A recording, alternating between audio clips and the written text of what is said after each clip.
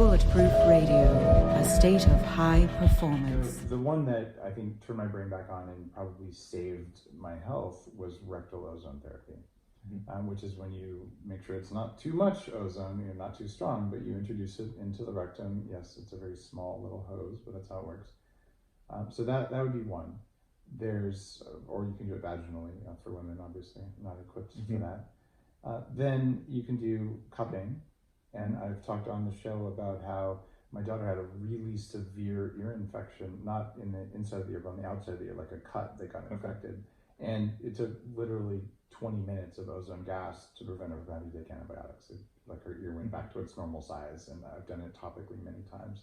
Then you can do it in your ears with a stethoscope, which gets into the brain and helps with brain fog, things like that. And then there's an ozone sauna where you can have ozone or bagging, where your whole body can be exposed to ozone. Does your gear work for all of that? Yeah, it does. And you're kind of in this space now too of anecdote versus kind of the scientific results. And one of the things I love about ozone therapy is the science backing that it has. So it has a ton of, and a lot of people don't realize how much there is. It's based out of Europe, the primary facilities being in Italy, but they've really done a lot of high quality research on this stuff. And it's generally people that are passionate about it and are just, want to really figure it out, because there's not the backing behind it that you would have for a drug or something that's going to generate a ton of income. But to answer your question about what is good to do at home, so there's the rectal, like you said, the ear, the cupping, and the ozone sauna. And there's other things you can do too, but... Like what?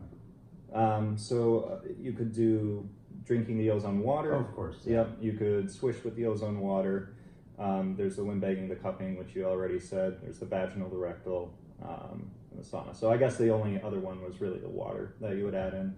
And in the doctor's office too, they're doing the intravenous and that kind of stuff. But really, one of the things I don't like that I'm kind of becoming more known for is rectal insufflation, which is not a great thing to tie your face to necessarily, but it helps people. So I'm all I'm going to be really straightforward.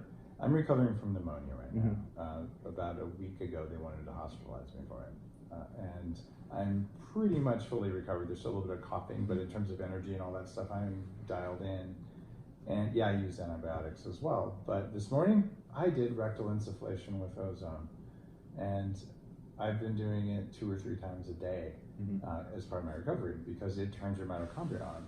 And I know this because I have 20 years of experience doing it, but past episodes, Frank Schallenberger, who's a legend in the field, has been on the show in episode 524. And then Robert Rowan, who cured Ebola with this stuff in Africa, it was in episode 352. So people are really working on amazing things that aren't even supposed to be possible, tuberculosis and things like that. Why do you not like being tied with rectal insufflation? Well, in the sense that it's just not the most glamorous subject.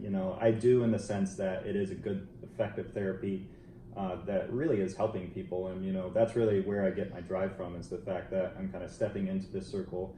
It's helping people who, have gone through the ringer, they've gone through all the options, and then they find ozone and they're like, oh, I'm getting my life back. Or, I've had a lot of athletes, and some stories from that I can share too, but people who are triathletes that have been doing it their whole life and start using ozone, they're like, oh, my times are getting better. I'm actually gaining weight too, and things like that it's been really effective for. But at home, the most effective way you can do it is rectal insufflation for systemic benefit.